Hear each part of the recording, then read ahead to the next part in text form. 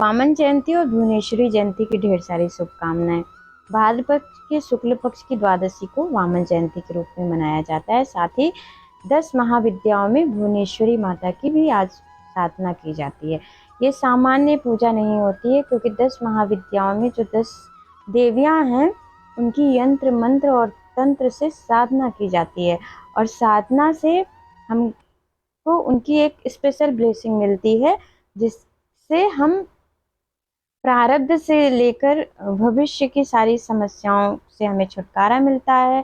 कर्ज, रोग, ऋण, अनेक उपलब्धियां, हमारी ग्रह नक्षत्रों की प्रतिकूलता, दुश्मन के रूप में जो भी हैं, lots of problem also solved by this types साधना। तो हम सब लोगों को भुवनेश्वरी माता की पूजा करनी चाहिए। लेकिन उसके पहले हम सब बात करते हैं वामन जयंती की।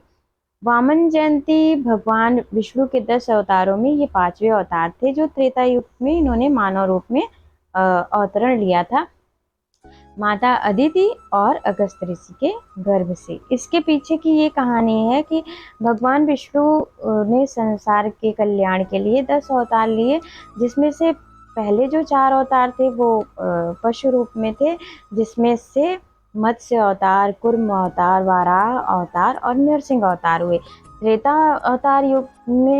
अवतार में भगवान विष्णु वामन के रूप में, मनुष्य के रूप में 5वें अवतार में अवतरित होते हैं। भगवान विष्णु का वामन रूप में अवतरण इसलिए होता है कि तीनों लोकों पर एक राजा बलि थे, जिनका शासन हो जाता है। राजा बलि तो भगवान विष्णु के उपासक भी थे, साथ ही उनके अंदर उदारता थी, दानता भी थी, पर वो राक्षस भी थे। और जब तीनों लोग पर उनका शासन हो जाता है, इंद्र आदि देवताओं से वो सिंहासन भी ले लेते हैं, तो मनुष्य और देवताओं पर उनका अत्याचार बढ़ता ही चला जाता है। तो सभी देवता आदि भगवान विष्णु के पास जाते हैं और अपनी समस्या बताते हैं।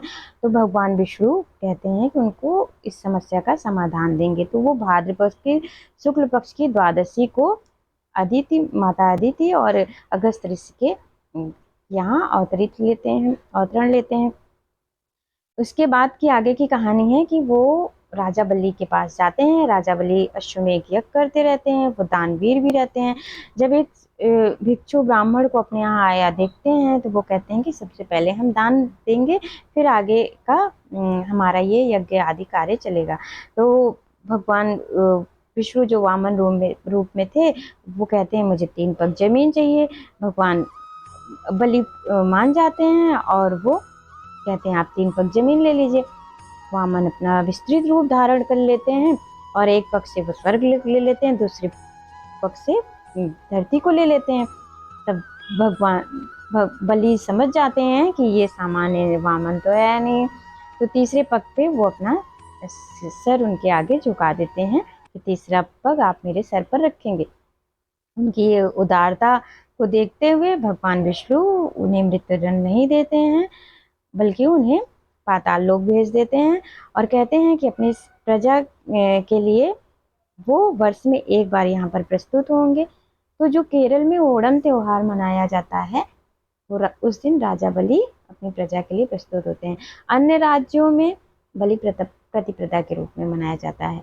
तो जिस तरह भगवान विष्णु, हमारे यहाँ कथा सुनाने का प्रचलन था, मम्मी लोग सुनाती थी, जिस तरह भगवान विष्णु ने सबकी मनोकामना पूर्ण की, उसी तरह इस कथा को सुनने वाले देखने वालों की समस्त मनोकामना पूर्ण हो। भगवान विष्णु सब पर कृपा करें। अब इसकी पूजा हम कैसे करेंगे? तो भगवान विष्णु की चूंकि इसमें पूजा होती है, तो उनके नामों का हम जाप करते हैं, साथ ही दूध, दही, पंचामृत, मिश्रिया, तुलसी आदि का भोग लगाते हैं, इससे संबंधित दान करते हैं। जो व्रत रहते हैं वो इस कथा को सुनते हैं। तो इस तरह हमारे जो बृहस्पति ग्रह होते हैं वो भी मजबूत होते हैं, हमें जीवन में सात्विकता, उपलब्धता, हमारे दुश्मनों का भी संहार करते हैं, और चतुर्दिक लाभ देते हैं, और हमें सद्बुद्धि प्रदान करते हैं, अन्न धन का आशीर्वाद देते हैं। इसके साथ भुवनेश्वरी माता की क्या कहानी है और उनके क्या नाम है, किस तरह जपना है, आगे वीडियो में देखिए। अगर पहली बार आप मुझे देख रहे हैं तो मेरे चैनल को सब्सक्राइब कीजिए, लाइक कीजिए और शेयर कीजिए।